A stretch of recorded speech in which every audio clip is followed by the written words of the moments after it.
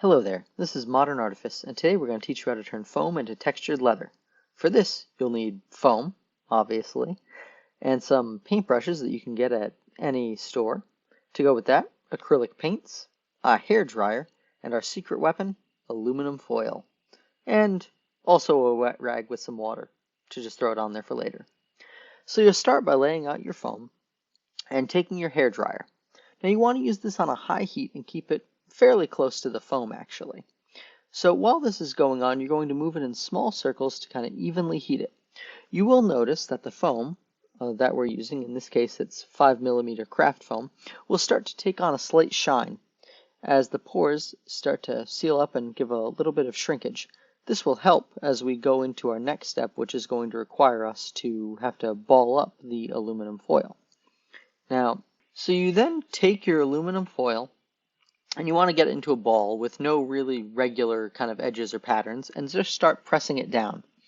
The even heat applied to the foam will leave deep impressions. You can use harder pressure or softer pressure if you want areas to be more or less textured. It really is all on your preference. You want to work fast as you have about a 30 to 45 second working time once you take the heat off of it before it starts to cool down. But it does have a nice pattern going right now. Next, you'll want to take your acrylic brush and load it up with some paint. In this case, we chose espresso. You just want to go and move it across. In this case, since we're using the sponge brushes, I started to do more of a hatch brush back and forth, making very tiny little X's to try and get rid of as many of the brush strokes as possible in regards to this. You just want to get it a nice, even, thin coat. That's looking pretty good right now. Very pleased with myself. All right. So just spread off the excess in any way that you can and just try and even it out as much as possible and get it looking pretty uniform. It's going to dry a little darker and you're going to still have some of the craft foam coming through. So if you really want full coverage, you're going to need to do at least 2 to 3 coats with this acrylic paint. Not really a problem, but it just takes a little bit of time. We're going to go ahead and hit it with our heat gun, or in this case a hair dryer. Now a lot of the paint will remain in the cracks and crevices, giving that discoloration that we really do want. Eventually it'll go uniform unless we were doing something with highlights, but that will be another video showing you how to do that. But a nice even pass. You don't want to go too heavy on the heat because if you heat up the foam again, you will actually cause those pockets for the leather texture to pop back up and ruin our effect. For the next step, we're going to be doing some weathering. You need some water and some black acrylic paint. Pretty simple and easy, but it's a fun little trick. So you can go on doing lighter or heavier weathering techniques depending on your ratio of water to acrylic paint. This is a very, very light mixture just to show you how the gradual process will work. Get it nice and well mixed, and then you just want to slap it all over the place in no particular way.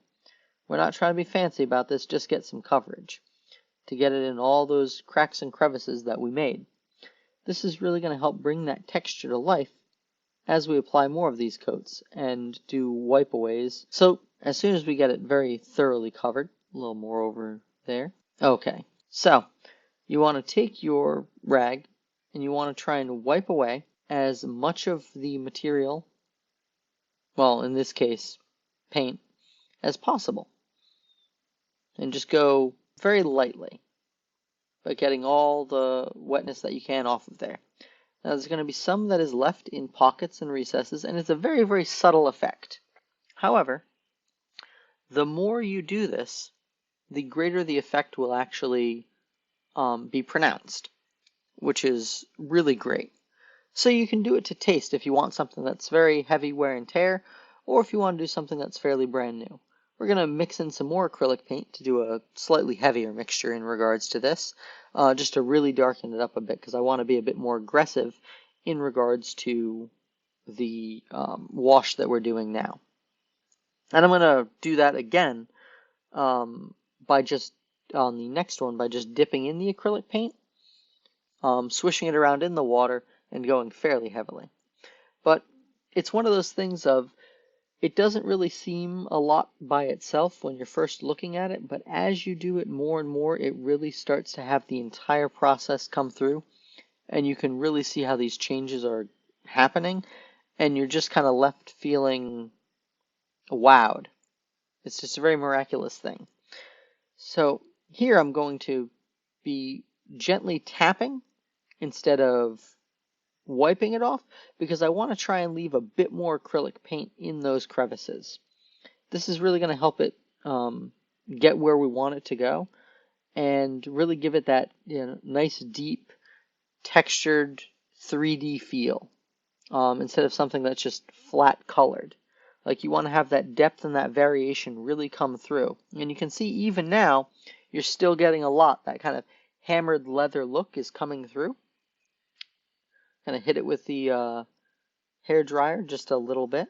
And again, you want to keep it away because you do not want to heat up the foam.